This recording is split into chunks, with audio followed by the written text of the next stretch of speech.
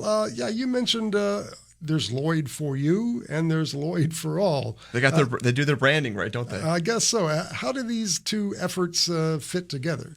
They are completely different projects, of course. The Lloyd for You, as anybody's familiar with in this area, is that's the massive infrastructure project to improve and make safer and make more efficient the Lloyd Expressway. It's changing intersections and changing left turns and improving the roadways as well. The Lloyd for All is a study. It's separate, but they're kind of connected. Right. Certainly, maybe the Lloyd for You prompted the Lloyd for All, but it's a multimodal study, and it's to focus on anyone who is walking, biking, taking public transit in and around the Lloyd Expressway. Sure. And basically, Gary O'Brien said that the Lloyd can, of course, make it difficult for residents or nearby neighbors to get around. And Brian Aldridge, to further emphasize that, said, the Lloyd is essential for drivers, but it's a barrier for everyone else.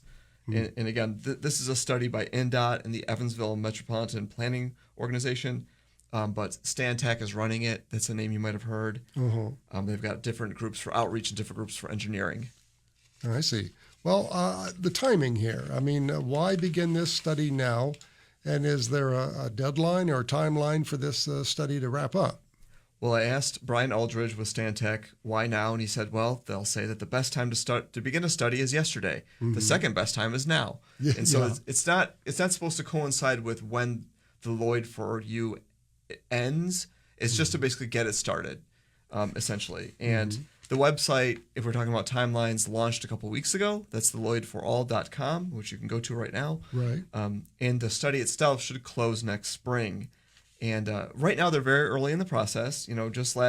Just on Tuesday there was the first community meeting where they were asking people for feedback about things. And the end goal is to come up with short-term and long-term solutions for problems that have been presented in the study, and do their best to implement ideas that were presented by the community. I mean, literally, if you go to the website, you can see a picture, but they had maps up and they gave you stickers, and you could put a yellow sticker for an area of interest. You could put a red sticker for a dangerous area. You could put a green sticker for I like this intersection. I see. So they are really trying to mine data from people, and they're trying to find actionable ideas, of course. And one of the first things that Brian Aldridge said was, we're not going to put a sidewalk on the Lloyd Expressway. I see. Yeah. He's gotten emails about that apparently. But there's no timeline for projects because they don't know what they're going to do. Some things can be done quickly, like restriping lanes, adding crosswalks, things like that are easy. But we know how long it takes to put in, for example, a pedestrian bridge over a major road. Sure. Well, what other information? What else did you learn at this meeting? NDOT loves maps. Yeah. So if you go to any of these informational sessions, there's always going to be maps set up. And perhaps some of these were used already in previous Lloyd for You meetings. But the meetings basically showed how busy some areas, or the maps showed how busy some intersections and areas are around the Lloyd Expressway.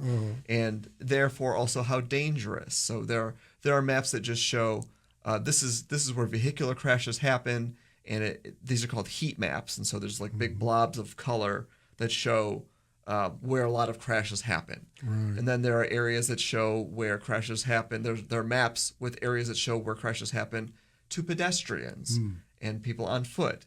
Right. And a lot of these overlap, for example. So, the area around UE has heavy traffic, heavy crashes, and also crashes with pedestrians and bikers. And some of that is actually improved due to the Walnut corridor, Walnut Street corridor. Yeah. When we were hearing that biker earlier talking, or bicyclist, I should say, talking about east-west is pretty easy. Well, the new Walnut Street corridor is certainly helpful for that, except though here in the downtown area, while we have utility work continuing on Walnut. So that portion of Walnut not moving so well right now. But the other end of Walnut, yes, there's certainly been some money invested to make that more pedestrian and bicycle friendly. Sure. So you mentioned, folks can go online and if you miss this meeting, there's still plenty of opportunities to put in your 2 cents, right? As they always say, follow them on social media. They have a website. You can sign up for updates on the website, just like the Lloyd for You. There's actually a way to send feedback on the website, which is lloydforall.com. Right. You can call them. You can send a regular form comment, or you can do this thing, which is kind of unique. They've got a map. If you scroll all the way to the bottom, they've got a map where you can put a pin on a place and say, make a comment about it. Dangerous intersection, or I like the way this one is set up. Do this one here. You could do all these things, and they're going to keep compiling this data from responders and make it available on the website. All right. Well, Tim, anything else to add that we haven't touched on here?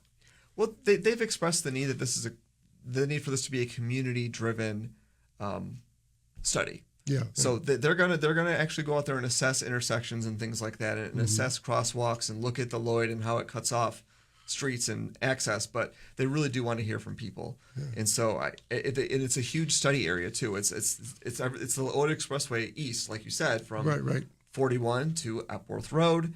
But it's also malleable. It's flexible. If you have ideas that are kind of just beyond that, they'll take those. Yeah, I believe they said like up to Morgan Avenue to the north and down to Covert to the south, right? Yep. It's a huge area. There's a lot of side streets. There's a lot of people, and there was only maybe 20 people at this meeting. Yeah. So they definitely need lots of feedback. Yes, indeed. That is WNIN's Tim Jagielo. As always, Tim, thank you so much for the coverage. No problem. Thanks for joining us as well.